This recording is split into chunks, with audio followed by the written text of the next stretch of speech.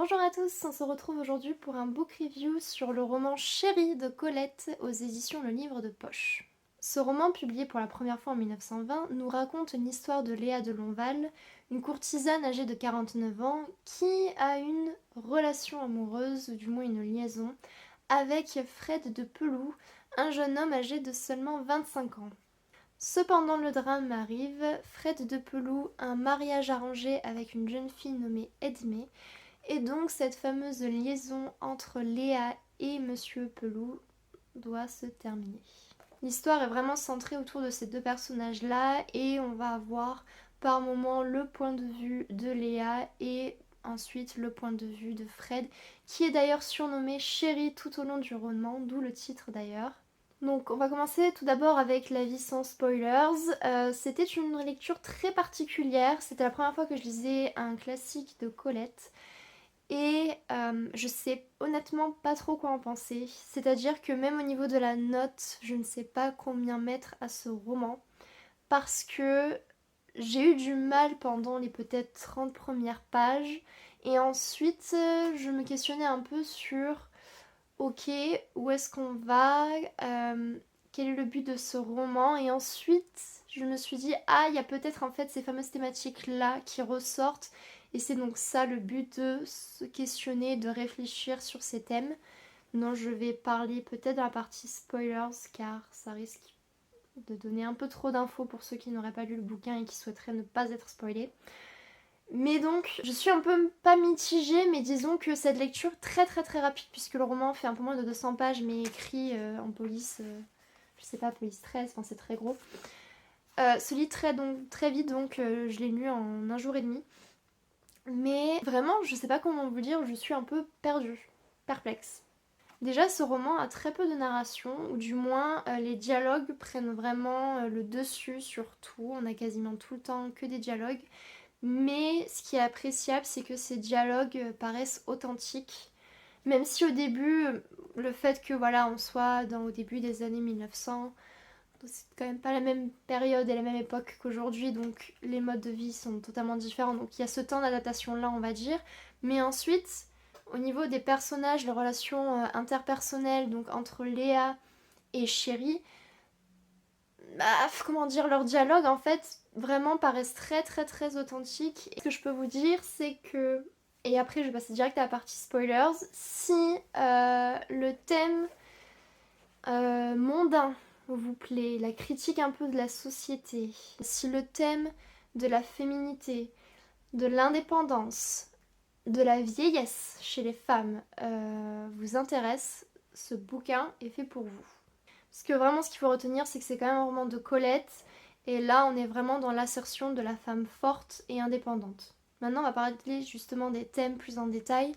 Donc par exemple, on a le thème de la société un peu mondaine, la critique de cette société-là, et justement on le voit à travers les dépenses un peu superflues, superficielles de ces personnes-là, des différents personnages, mais on le voit surtout à travers les critiques que les personnages se font entre eux, surtout les femmes.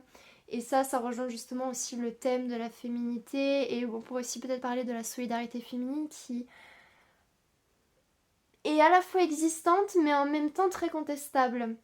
C'est-à-dire qu'on a quand même affaire à plusieurs femmes très indépendantes, notamment Léa, puisque elle n'est pas mariée, elle enchaîne les conquêtes, des jeunes conquêtes, des très très jeunes, hein, puisque par exemple Chéri, ou Fred, elle a commencé à avoir une liaison avec lui quand il avait seulement 19 ans. Et elle en avait déjà donc 43, 44, quelque chose comme ça. Voilà. Et elle le connaissait en plus depuis qu'il était tout petit, elle en a pris soin. Donc après ça aussi c'est un autre sujet où on peut se dire c'est quand même étrange ce genre de relation, soit. Mais c'est pas le but de cette vidéo. Donc on a vraiment Léa qui enchaîne les conquêtes, qui est une femme qui vraiment dispose de son corps et qui, entre guillemets, en fait ce qu'elle veut. Et ça c'est quand même quelque chose de très fort, surtout pour un roman de l'époque. On a vraiment une femme qui fait ce qu'elle veut, ce qui lui plaît, et qui surtout assume et est fière de notamment ses atouts de son corps. Mais justement, il y a aussi le thème de la vieillesse, puisque elle approche des 50 ans et elle voit que son corps commence à porter les marques de la vieillesse. Et elle-même commence à beaucoup s'interroger et un peu angoissée puisqu'elle se dit mais je ne serai plus attirante et je ne suis probablement déjà plus pour beaucoup de personnes, notamment les jeunes hommes. Moi, il est hors de question que je commence à fricoter avec des hommes de mon âge. Moi, je veux toujours des hommes jeunes. Et on a vraiment toute cette angoisse autour de la vieillesse et justement ce besoin d'essayer de cacher, de contrer cela à travers les vêtements, les postures. Vraiment, la posture est très intéressante dans ce roman-là puisque que ce soit elle ou Chérie, chacun fait très attention à ce qu'il va montrer ou la posture qu'il va avoir et vraiment on voit que les personnages eux-mêmes, les personnes savent que la posture reflète un peu les émotions que l'on ressent et vraiment il y a tout ce jeu sur je ne veux pas me montrer telle quelle ou montrer que je suis dans le mal donc je vais me tenir ou cacher ou... Donc vraiment il y a ça qui peut être très intéressant de se pencher un peu plus là-dessus par exemple.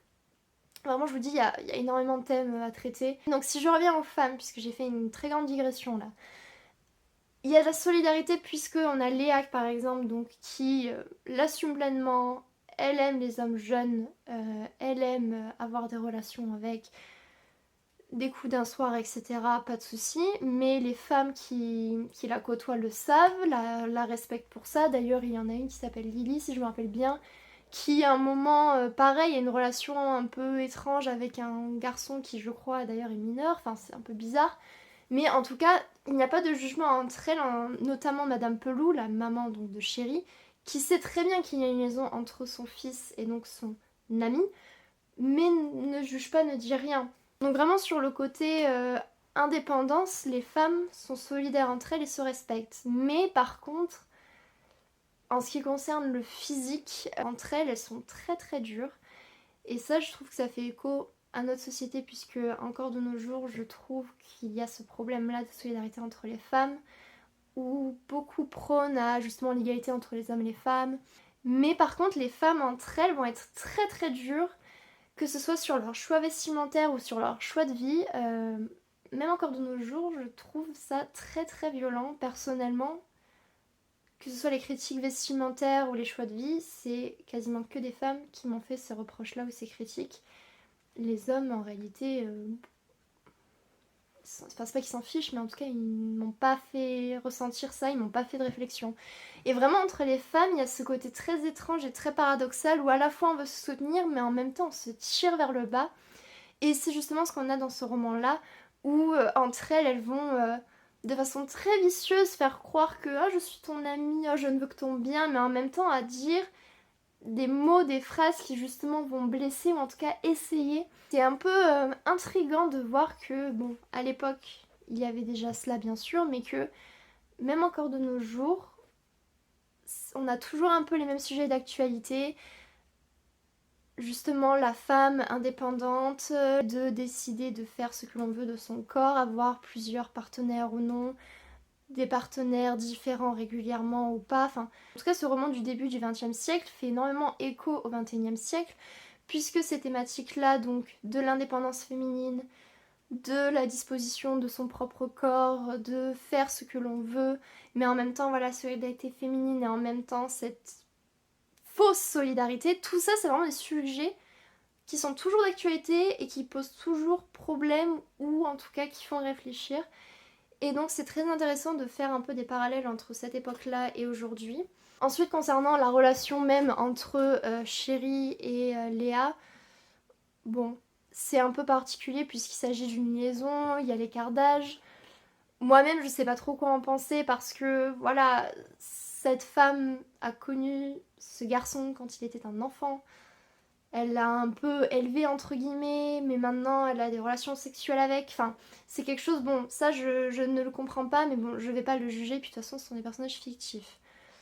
Mais leur relation même elle-même au cours du roman, et le fait que voilà, ils s'aiment, qu'ils n'arrivent pas à s'oublier, la fin un peu ambiguë, d'ailleurs il y a une suite il me semble qui s'appelle La fin de Chéri, où bon, la fin en tout cas du roman présage que ils pourront pas finir ensemble, mais en même temps, est-ce qu'ils vont réellement ne plus se parler? Probablement pas, ils vont peut-être quand même rester en contact. Tout ça, enfin, c'est très ambigu, je sais pas trop quoi en penser. Je vous avoue qu'à chaque fois que je lisais leur interaction, je me focalisais plus sur vraiment ce côté toujours être dans le contrôle de ses émotions, où vraiment les personnages en permanence sont en train de réfléchir à tout ce qu'ils disent, tout ce qu'ils montrent par leur communication non verbale et comme ils analysent également la communication non verbale de la personne en face. Et il y a vraiment cette importance-là d'être dans le contrôle de ses émotions et de ne surtout pas se montrer fragile ou faible, que ce soit les femmes ou les hommes, vraiment des deux côtés. Il y a vraiment ce self-control très très important et pareil, je me demande si c'était vraiment quelque chose de l'époque ou pas. Tout ça pour dire, cette relation-là entre les deux, je ne sais pas trop quoi en penser honnêtement, je suis perdue en fait, j'arrive même pas à réellement mettre des mots. Autant ça semblait très authentique leur dialogue, et en même temps je trouvais ça un peu confus parce que un coup ils blaguent un peu, puis ils deviennent sérieux, puis enfin tout était vraiment, ce roman je vous le dis, je l'ai trouvé très bizarre et c'est pour ça que même lui donner une note, je pense que je serais limite pas capable ou alors je sais pas, je donne un 3 sur 5 parce que bien sûr c'était pas mauvais mais c'était pas non plus un coup de cœur. Vraiment ce roman me laisse perplexe mais fait énormément réfléchir. Et donc je pense que c'est intéressant que vous le lisiez déjà pour voir vous quel effet ça vous fait et comment vous percevez justement les différents éléments que j'ai mentionnés. En tout cas, est-ce que je lirai la suite de ce roman? Peut-être, peut-être pas, probablement pas, on va pas se mentir. Parce que j'ai été lire quand même quelques avis et le résumé du deuxième tome, si on peut dire ça comme ça. Et beaucoup de personnes disent qu'en fait, ça n'a pas, c'est pas que ça n'a pas de lien avec celui-là, mais en fait, il y a une énorme coupure et limite on pourrait lire les deux romans séparément. Enfin, et donc je me dis si ça reprend pas, que c'est pas une suite directe de ça, ça sert pas à grand chose parce que j'aurais pas forcément les réponses que je veux avoir. Et en même temps, je me dis, ce roman-là, je vous dis, il m'a tellement laissé perplexe, je suis tellement confuse que, bah, je sais pas si j'ai envie encore de me relancer dans un autre roman qui va à nouveau me perdre, on va dire. Cette vidéo est donc terminée, j'espère qu'elle vous aura plu, que ça aurait été assez clair. Je vous avoue que c'était un peu dur pour moi d'en parler parce que vraiment j'ai beaucoup de mal à mettre des mots sur ce roman. Vraiment, c'est très très dur, donc j'espère que ça aurait été le plus clair possible, j'aurais essayé en tout cas. Si vous avez lu ce roman, donnez-moi votre avis en commentaire, dites-moi si vous avez compris quelque chose, enfin, comment vous avez vu les choses, parce que je dis pas que j'ai rien compris bien sûr, mais il y a des choses, je sais pas, je sais pas. Si vous n'avez pas lu, dites-moi si ça vous donne envie de le lire ou pas, si ça vous intrigue. Si vous avez déjà lu du Colette également, je serais curieuse de savoir si ça fait un peu ce même effet là dans ces autres romans ou pas du tout. Donc pareil, si vous avez lu déjà du Colette, je serais intéressée d'avoir votre avis là-dessus. En tout cas, on se retrouve très bientôt et probablement pour un prochain book review. Sur ce, portez-vous bien.